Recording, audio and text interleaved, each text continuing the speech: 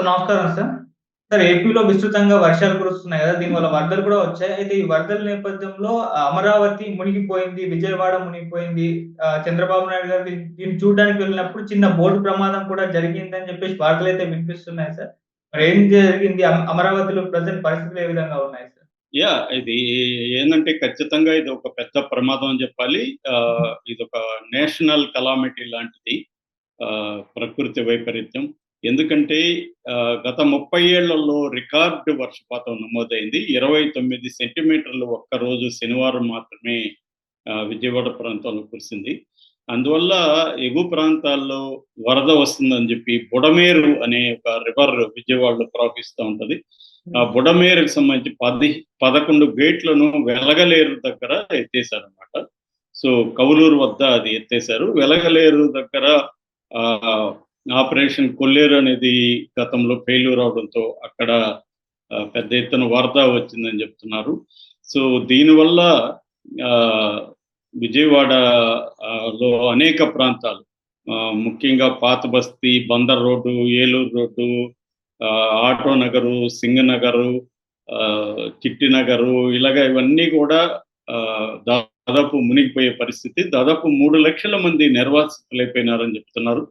వీళ్ళ కోసం 172 క్యాంపులను పెట్టారు.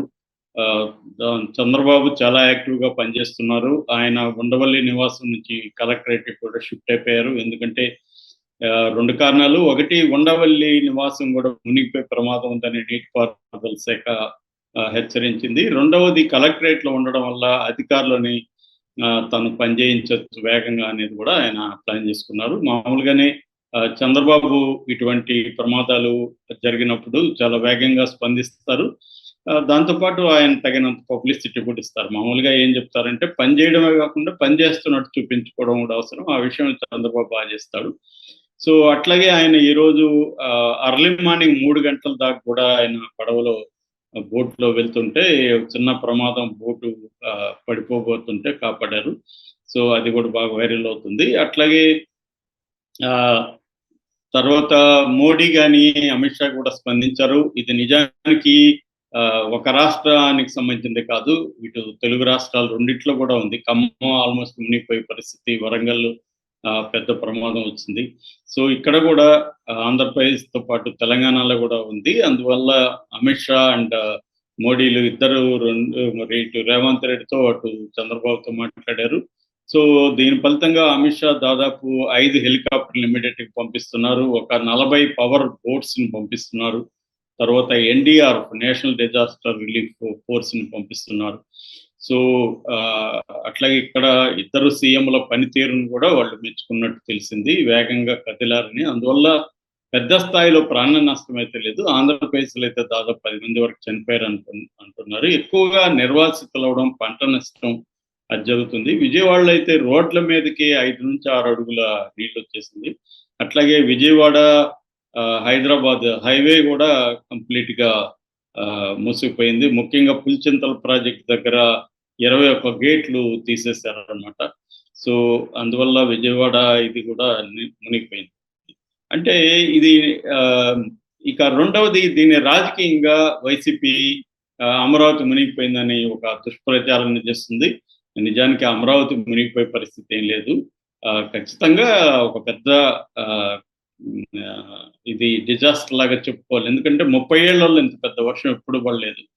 రెండోది ఏంటంటే Budameru course of the river ఉంది కదా, ప్రవాహ గతి, అక్కడ ఎక్కడైతే ఉంటాయో అక్కడంతా ఆక్యుపేషన్స్ జరిగాయి. ప్రధానంగా మనకు అన్ని చోట్ల ఇదే ప్రాబ్లం. ఇప్పుడు హైదరాబాద్ కూడా చెప్పుకున్నాం కదా, నదులు, చెరువులు, ఈ ప్రాంతాలన్నింటిని ఆక్యుపై చేయడం వల్ల వాటర్ ఏం చేస్తుంది, ఎక్కడికి పోవాలో తెలియక మొత్తం జనావాసాల మీదకి వచ్చేయడం అనేది జరుగుతుంది. ఇది కూడా విజయవాడ వ్యవహారం కూడా అది.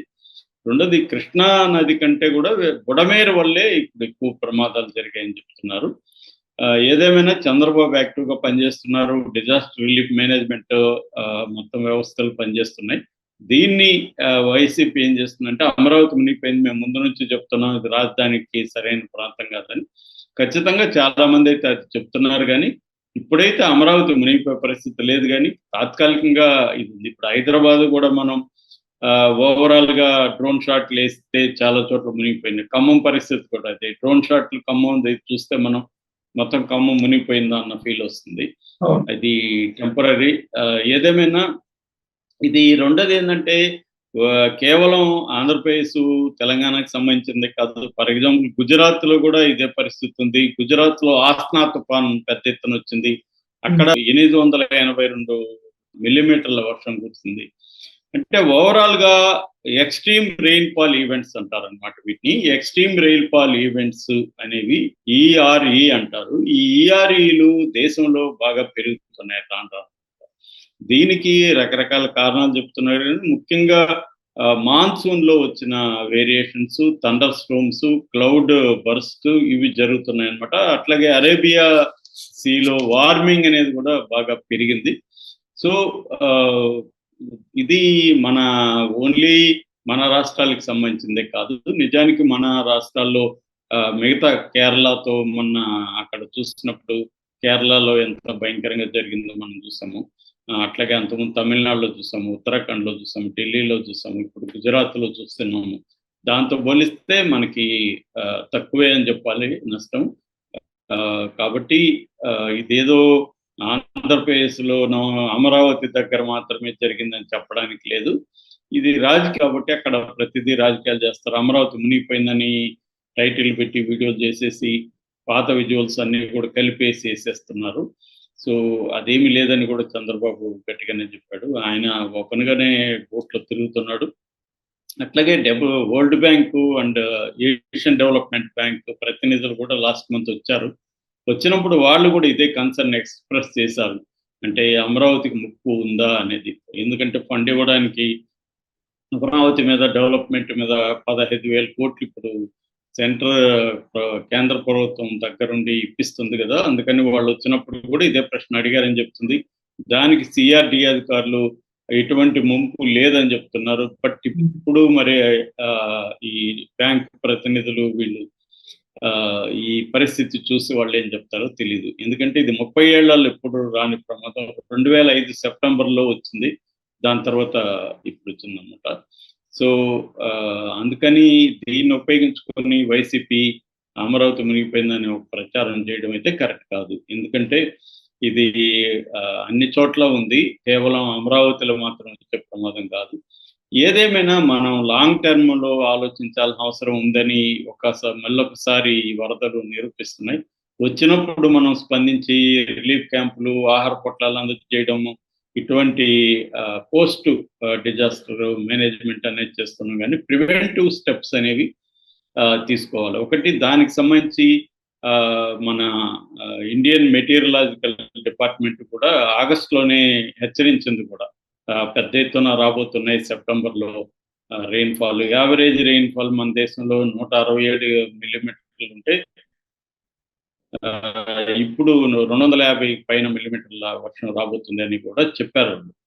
సో దానికి తగినట్టుగా త్వరగా స్పందించలేదన్న విమర్శ కూడా చంద్రబాబు మీద వైసీపీ చేస్తుంది. ఇక్కడేమో రేవంత్ రెడ్డి మీద కేటీఆర్ నిన్న కూడా చేశాడు, హరీష్ రావు కేటీఆర్.